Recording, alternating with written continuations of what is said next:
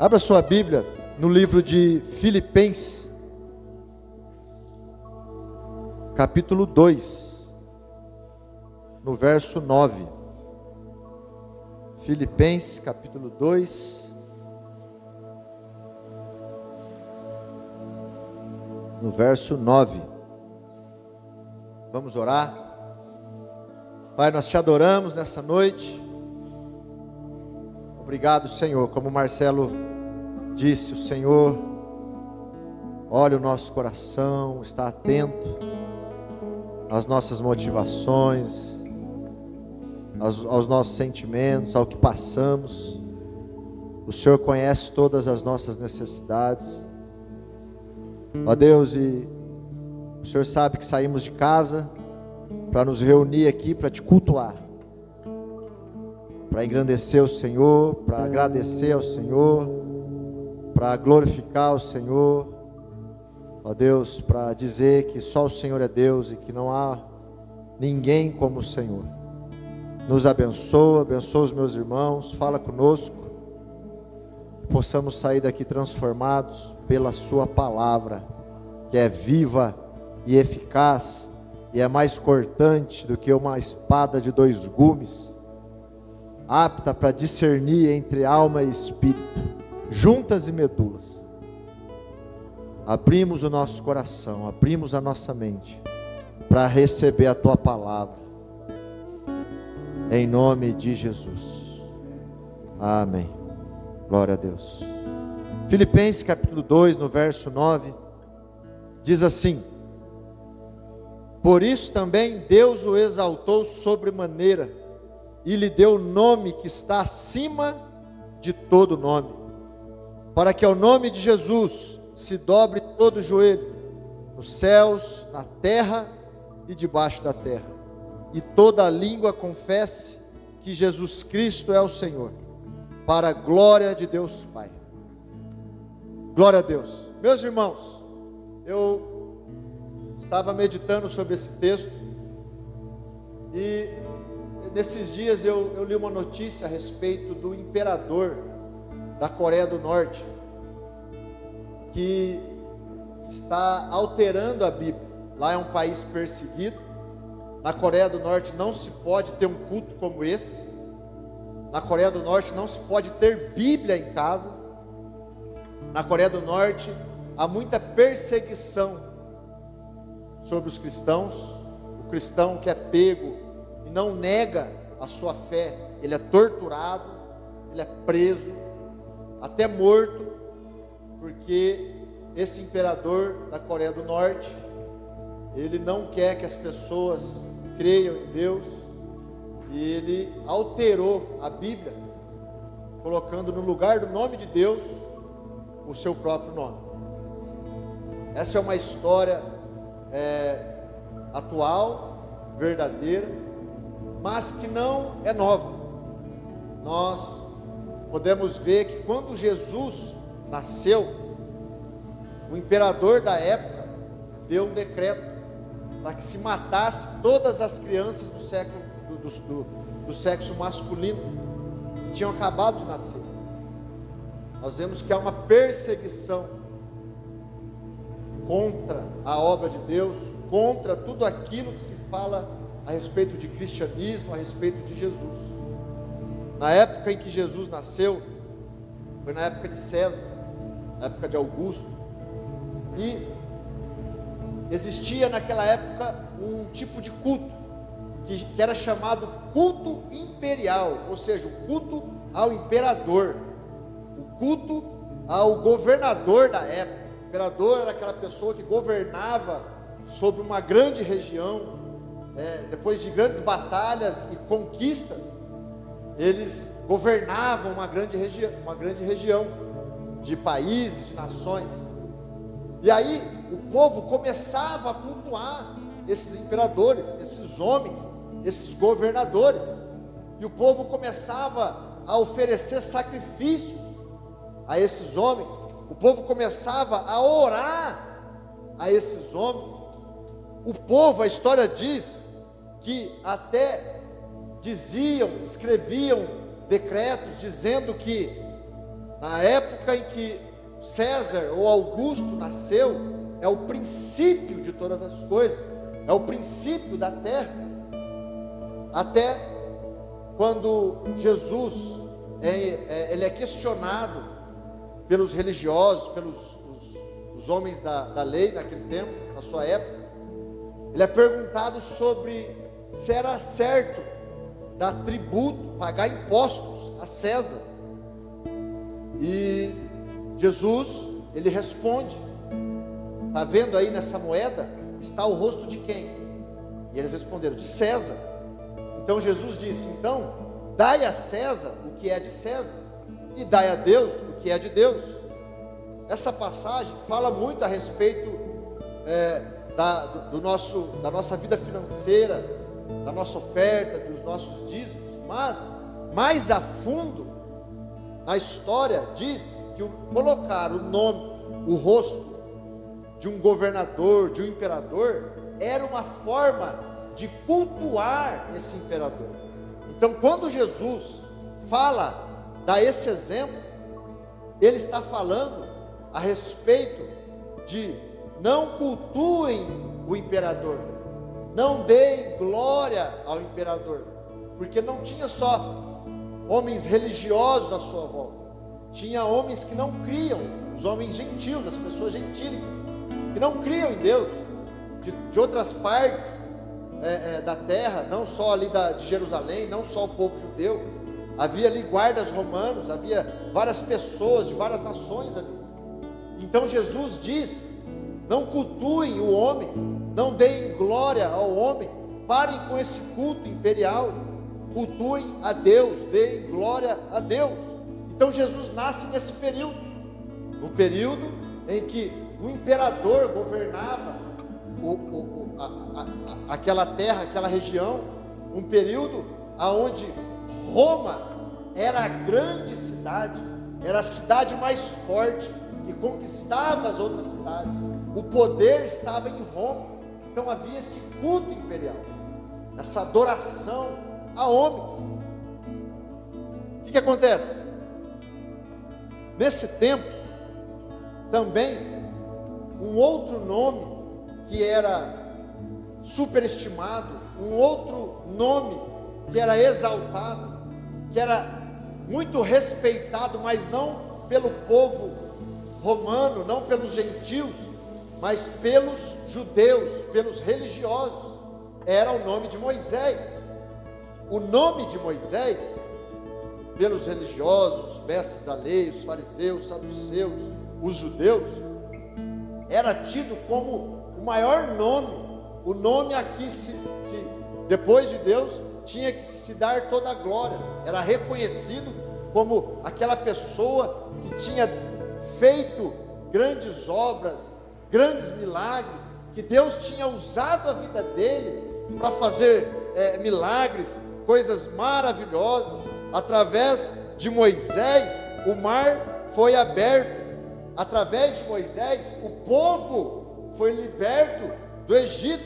Através de Moisés, caiu o maná, o pão do céu, de forma milagrosa. Através de Moisés, saiu água da rocha para o povo matar a sede. Moisés, que nasceu também numa época onde os governantes daquela época decretaram para que se matassem todos os meninos recém-nascidos do sexo masculino. E Moisés, colocado num cesto de junco pela sua mãe no Rio Jordão, e a sua irmãzinha foi acompanhando enquanto o cestinho ia descendo junto com o rio, até que ele foi achado pela filha do faraó e foi criado pelo próprio faraó. Os mistérios que Deus faz. O diabo, como conhece a comunicação que há nas regiões celestiais, entenda bem, ele não conhece os planos, os pensamentos de Deus, mas quando Deus libera a sua comunicação nas regiões celestiais, ele conhece. Então ele começa a agir nessa terra para que, de alguma forma, os planos de Deus venham a falir, venham a ser cancelados. O diabo sabia que dali, daquelas crianças que estavam nascendo naquela época, iria surgir alguém que iria ter um grande poder sobre o povo e iria libertar o povo de Deus. Por isso ele age no coração daquele imperador, daquele homem, daquele governador, para que matassem todas as crianças. Abrindo um parênteses aqui um pouco a respeito da vida de Moisés. Então Moisés nasce dessa forma milagrosa. A sua mãe o entrega. E o que acontece quando nós entregamos? Quando nós entregamos, quando nós abrimos mão da nossa vida, quando nós abrimos mão dos nossos desejos, quando nós abrimos mão de nós mesmos, o que acontece? Deus age, Deus intervém, o milagre acontece. Quem diria que aquele menino lançado no rio, num cesto de junco, ainda amamentando, mamando na teta ainda, iria ser criado pelo faraó, ser educado pelo faraó, dentro do palácio do faraó? Quem diria que isso iria acontecer? Mas com Deus é assim. Por isso que vale a pena entregar, por isso que vale a pena vir no altar de Deus, na presença de Deus e entregar. Não reter nada, mas entregar a nossa vida, entregar a nossa justiça própria, entregar os nossos pensamentos, entregar os nossos sentimentos, entregar os nossos planos, entregar as nossas aflições, entregar os nossos problemas.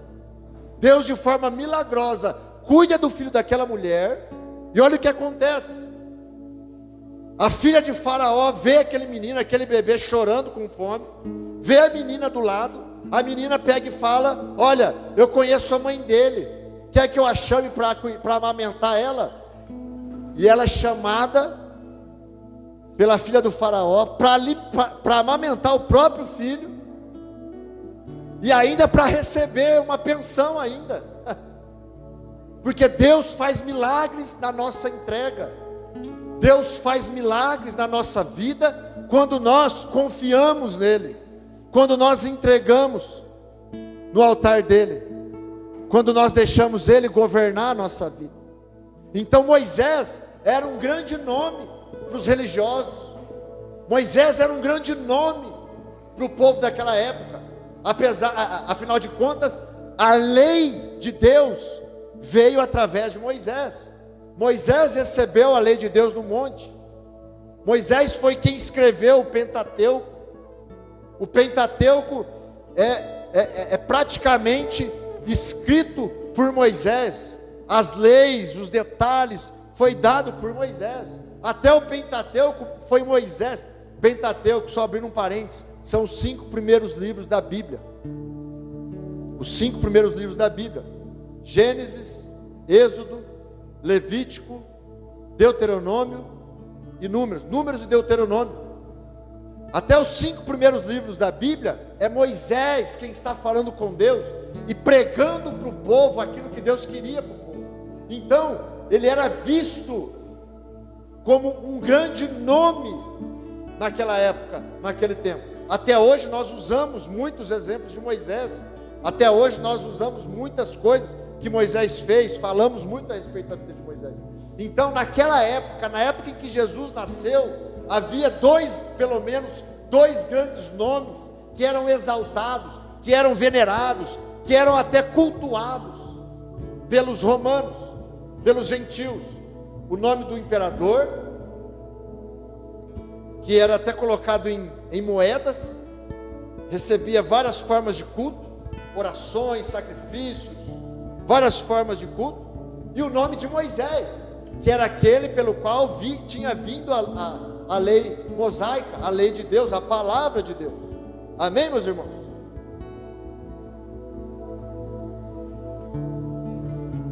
Tem mais outros vários grandes nomes na Bíblia. Tem o nome de Noé, tem o nome de Abraão, tem o nome de Davi, tem o nome de Elias, tem o nome de Samuel, tem o nome de João Batista, tem o nome de Paulo. Vários nomes, vários homens e também mulheres que foram notórios, que se destacaram em suas épocas, e que o povo judeu recebeu esses nomes, receberam essas histórias, mas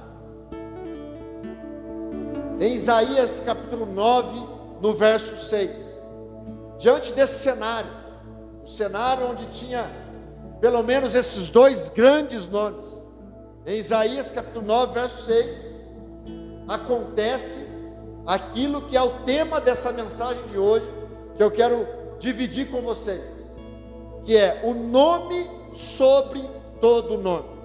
Isaías 9, verso 6 diz assim: porque um menino nos nasceu, um filho se nos deu, o governo está sobre os seus ombros, e o seu nome será Maravilhoso Conselheiro, Deus Forte, Pai da Eternidade, Príncipe da Paz. Nasce aquele que receberia o nome que está acima do nome do imperador, o nome que está acima do nome de Moisés, o nome que está acima do nome dos presidentes que estão atuando, que já atuaram em todas as nações da terra, o nome de Jesus. O Filho de Deus nasce e ele divide a história antes de Cristo e depois de Cristo. Hoje, 2021, depois de Cristo. Aquele que tem um nome que está acima de todo nome, ele nasce. E ele é chamado por Isaías, pelo profeta Isaías, em primeiro lugar, maravilhoso conselheiro. Por que maravilhoso? Porque maravilhoso, maravilha, fala de milagre. Fala de milagre. Maravilhoso, por quê? Porque ele nasceu de uma virgem. Ele nasceu de uma forma maravilhosa, ele nasceu de uma forma milagrosa. O Filho de Deus veio como um menino, mas de uma forma maravilhosa, por meio de um milagre. Conselheiro, por quê? Aqui demonstra a sabedoria de Cristo. Toda a sabedoria que existe está em Cristo.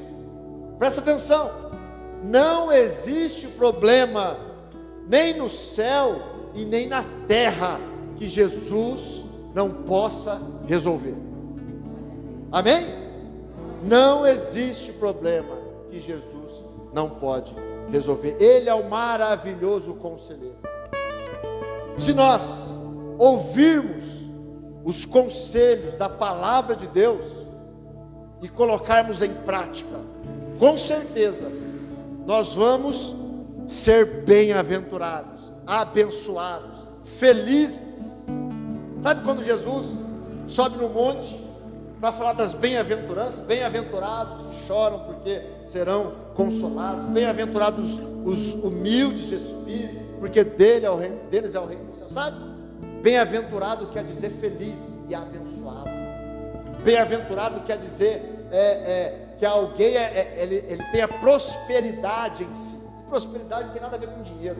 Prosperidade fala de contentamento, de satisfação. O homem que obedece, que segue os conselhos do maravilhoso conselheiro, que estão na palavra de Deus, ele é bem-aventurado, ele é próspero, ele é contente, ele é feliz. Ele é a fonte suprema da sabedoria. Ele é a fonte suprema. O que mais que Isaías fala? Deus forte. Essa palavra no original quer dizer o poder que prevalece. O poder que prevalece. Deixa eu te perguntar uma coisa: tem algum poder tentando te parar, te impedir, te fazer olhar para trás, dizendo para você desistir, dizendo para você que não tem jeito, dizendo para você que você não vai conseguir? O profeta Isaías fala que esse que tem um nome que está acima de todo outro nome, ele tem o poder que prevalece. Toda força contra nós, meus irmãos, não resiste ao poder de Jesus. Toda força que se opõe à obra de Deus não resiste ao nome de Jesus. Há uma força hoje, há uma guerra espiritual no Brasil, tentando paralisar o cristianismo, através da política. Nós vemos nos noticiários, nas redes sociais, há todo um poder nas regiões espirituais, tentando parar a igreja, mas Jesus já disse que as portas do inferno não prevalecerão contra a igreja, porque Ele é o poder que prevalece. Amém, meus irmãos? Ele é o poder que prevalece. Deus forte. Aleluia. Outro nome que Ele é chamado, Pai da eternidade. Pai da eternidade. Sabe o que isso quer dizer? Ele não é aquele pai que a qualquer momento pode deixar os seus filhos, pode abandonar os seus filhos, pode ir embora e nunca mais voltar. Ele não é aquele pai que esquece dos seus filhos. Ele não é aquele pai que cuida dos seus filhos apenas por um momento, mas Ele é aquele pai que cuida dos seus filhos para sempre. Ele cuida do seu povo, dos seus filhos, sempre. O que é a eternidade, pastor? Vamos dar um exemplo. Vai no oceano, vai lá no mar, com um balde. Vai lá, com um balde. E tenta tirar toda a água do oceano com o balde. Tenta. Vai lá, tira toda a água do oceano com o balde. E quando você conseguir fazer isso, você repita. Dá para entender o que é eternidade? Mais ou menos. Ele cuida de você não só hoje. Ele cuidou de você não só ontem. Ele vai cuidar de você amanhã. Pai da eternidade. Ele criou a eternidade. Ele gerou a eternidade. A eternidade teve um início em quem? Nele. Ele é o Pai da eternidade. Ele é o Pai que vai sempre cuidar de nós. Ele é o Pai que vai sempre nos amar. Ele é o Pai que vai sempre estar conosco. Jesus disse: eis que eu estarei com vocês, até quando? Até a consumação, ou seja, até o final dos tempos, até o fim das eras, eu estarei com vocês. Pai da eternidade. Amém? Outra coisa que o profeta fala: príncipe da paz. Então, maravilhoso conselheiro, Deus forte, Pai da eternidade, príncipe da paz. Ele é retratado como um guerreiro que derrota todos os inimigos e queima todos os petrechos da guerra. Sabe por quê? Sabe por quê que Deus fala dessa forma? Porque se cultuava os governantes, os reis que levantavam estátuas para si. Porque quando eles começavam a ter várias conquistas, a guerra ia se acabando. Um exemplo mesmo do imperador César. Roma, a guerra foi acabando, foi acabando, foi acabando. O que acontece quando não há guerra? A paz. E eles começavam, o povo começava a cultuar o imperador, dizendo que ele trouxe a paz. Ele é o detentor, ele é o dono da paz. Ele é o dono da paz. Ele é o dono da harmonia. Então começava-se a cultuar o imperador. Começava-se a cultuar esses homens. Então, o profeta Isaías disse: ele é o príncipe da paz. Ele é o dono da paz. Ele é o primeiro que trouxe paz. Ele é o detentor, o dono da paz. Ele é quem traz a harmonia. E é uma paz que não é como esse mundo dá. Não é uma paz como o imperador de Roma dá. Não é uma paz como esse mundo nos dá por alguns momentos. Não. Ele dá uma paz que excede todo entendimento humano. Ele dá uma paz que excede toda a psicologia humana. Você precisa de paz? Ande com esse homem. Ande com esse Senhor. Ande com Jesus Cristo. Ande com Jesus Cristo. Pastor Pedro deu um exemplo muito legal no último culto, do domingo, que está na Bíblia, a respeito de Jesus dormindo no barco enquanto a tempestade acontecia, os discípulos atravessando o mar da Galileia, e aquele vento, a tempestade, chuva, e Jesus dormindo no barco, os discípulos tudo apavorados, o barco vai afundar, está entrando água, olha aquela onda, agora cai, agora derruba, agora acaba, agora Jesus dormindo, até que os discípulos falam: ei mestre, você não se preocupa que a gente vai morrer? Você não se importa comigo? Quem já falou, meu irmão? Quem já chegou diante de Deus e já não orou dessa forma? Meu Senhor, o Senhor não está vendo o que eu estou passando? O Senhor não está vendo a minha aflição? O Senhor não está vendo a minha miséria? O Senhor não vai me socorrer? É isso que os discípulos fazem. E Jesus se levanta, provavelmente dá aquela espreguiçada, abre a boca e diz: ei, você homens de pequena fé. Ele aquieta a tempestade, ele dá uma ordem para a tempestade, e a tempestade se aquieta. Essa é a paz que Jesus nos dá.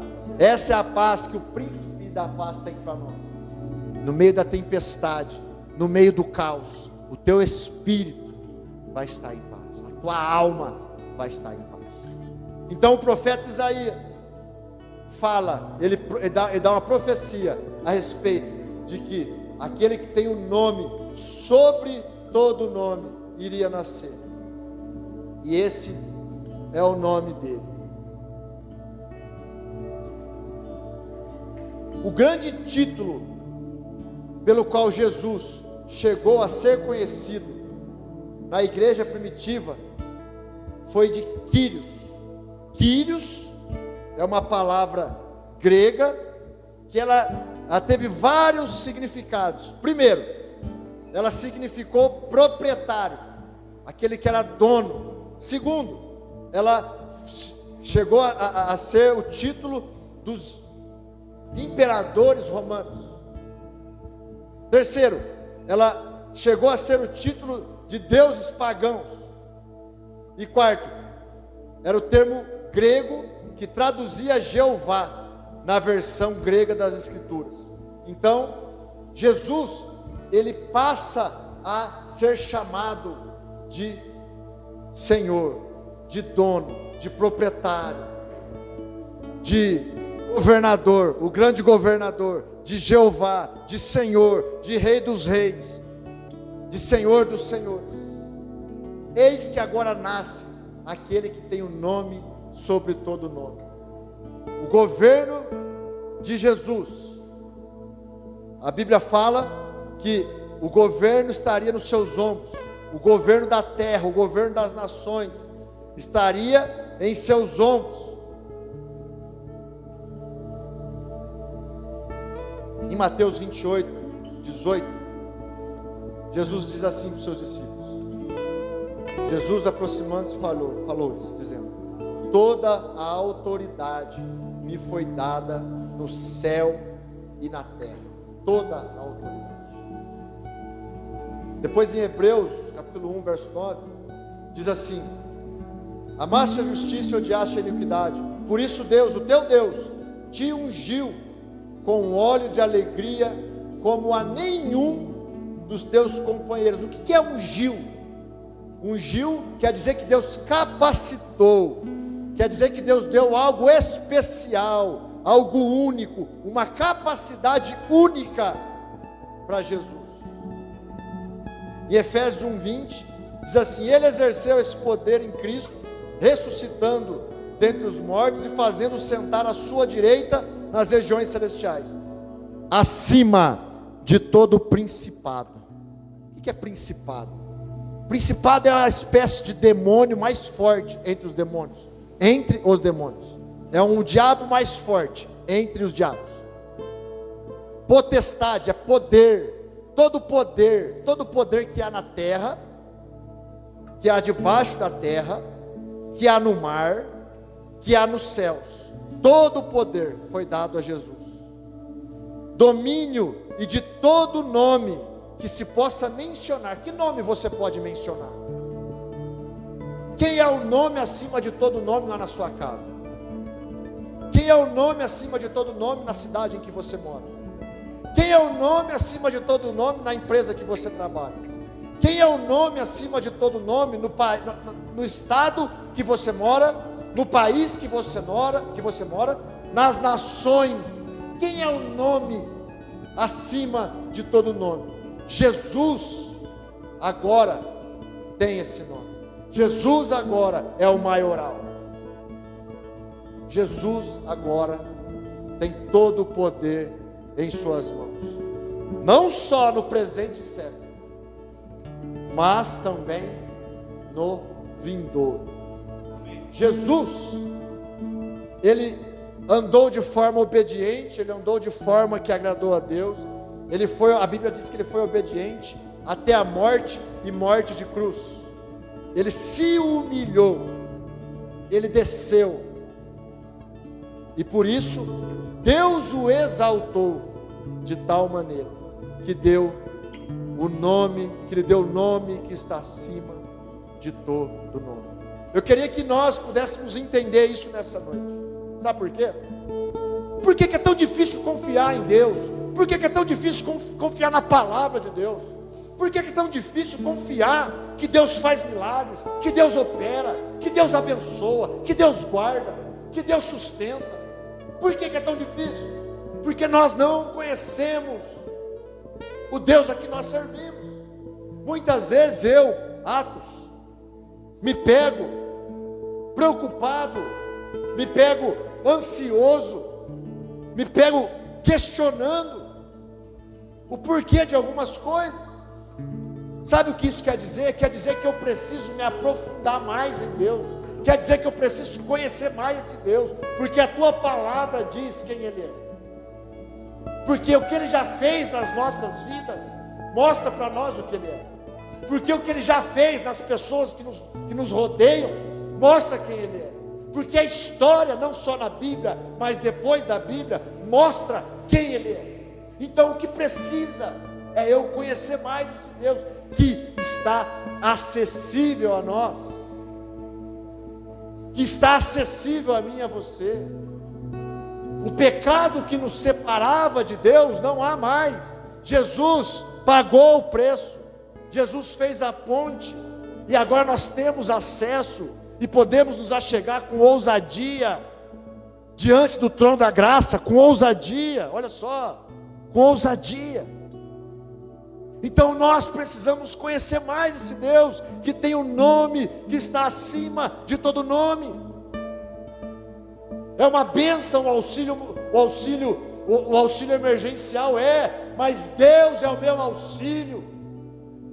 É uma bênção a minha profissão, mas Deus é o meu sustento. É uma bênção a minha família, mas a minha alegria tem que vir do Senhor. É uma bênção a minha saúde, a minha vida, o que eu aprendi a fazer, as minhas habilidades, o meu conhecimento, mas a fonte suprema de sabedoria, onde eu encontro os melhores conselhos, vem do meu Senhor. Por isso eu posso confiar nele, por isso eu posso me entregar a ele, por isso eu posso me aprofundar na sua palavra, por isso eu posso ser chamado de doido pelos meus amigos, pelos meus colegas, porque Ele que tem o nome que está acima de todo nome, Ele que é o Senhor dos senhores, o Rei dos reis, Ele escolheu habitar dentro de mim. O Deus Emanuel, que significa Deus conosco, Deus comigo, resolveu habitar dentro de nós. Então eu preciso conhecer mais o meu Deus, eu preciso saber mais a respeito do meu Senhor, eu preciso me entregar mais a Ele, eu preciso ser como a mãe de Moisés. Deixa o meu filho aquilo que mais tem valor na minha vida. Sabe o que representa esse texto? Ela entregou aquilo que mais tinha valor. O que mais tem valor para nós, meus irmãos? A reputação? O que as pessoas vão falar de mim? O que mais tem valor para nós hoje?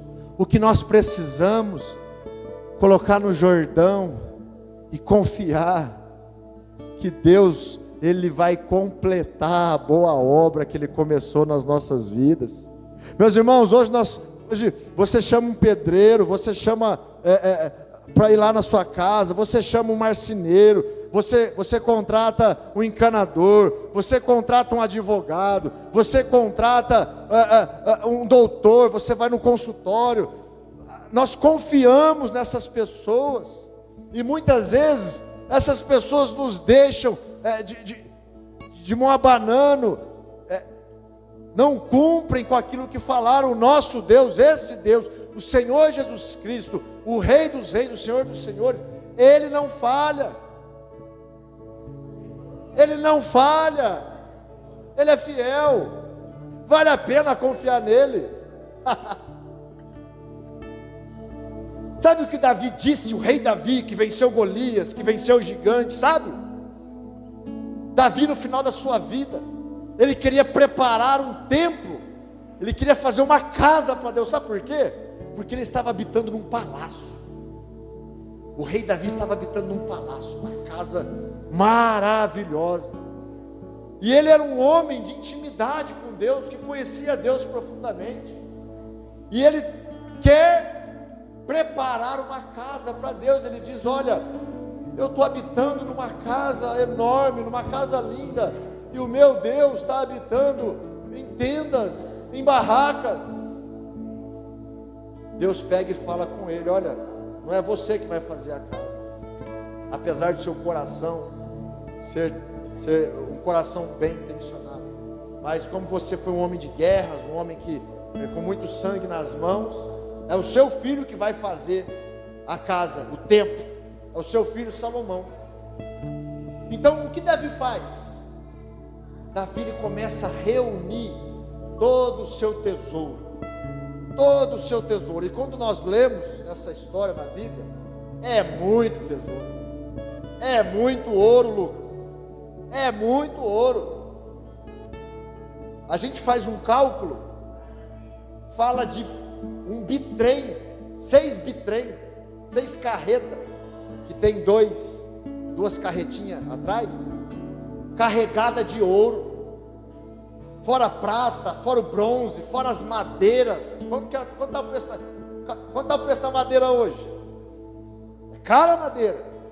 E vai citando as pedras preciosas, as vestes, os tecidos, que naquela época era bem difícil fazer tecido, era bem difícil fazer roupa. Hoje é muito fácil, hoje é tudo industrializado, mas naquela época era artesanal.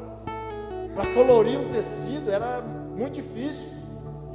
E a história diz, a Bíblia diz que Davi, ele diz assim: porque eu amo a casa do meu Deus, eu ofereço do meu tesouro pessoal. Meus irmãos, Davi, ele não pôde fazer a casa para Deus, mas ele queria participar da obra, ele queria fazer alguma coisa pela obra. Salomão iria herdar o reino de Davi, e teria já o tesouro do palácio, mas Davi entrega o tesouro pessoal, não só o do reino, não só o do palácio, mas o tesouro pessoal. E ele diz: porque eu amo a casa do meu Deus. Por que eu amo a casa do meu Deus? Eu te pergunto, porque ele conhecia o Deus dele. E quando você conhece o seu Deus, esse Deus que se entregou por você numa cruz para perdoar os seus pecados, esse Deus que é amor, o seu nome é amor, você passa a amá-lo, você passa a amar a sua obra, você passa a amar os filhos de Deus. Jesus, nome acima de todo nome. Quando eu sei disso, Vinícius, eu confio, eu entrego. Quando eu sei quem é esse Deus, quando eu vejo o que Ele fez na minha vida, quando eu vejo o que Ele fez em pessoas conhecidas, quando eu sei o que Ele fez na história,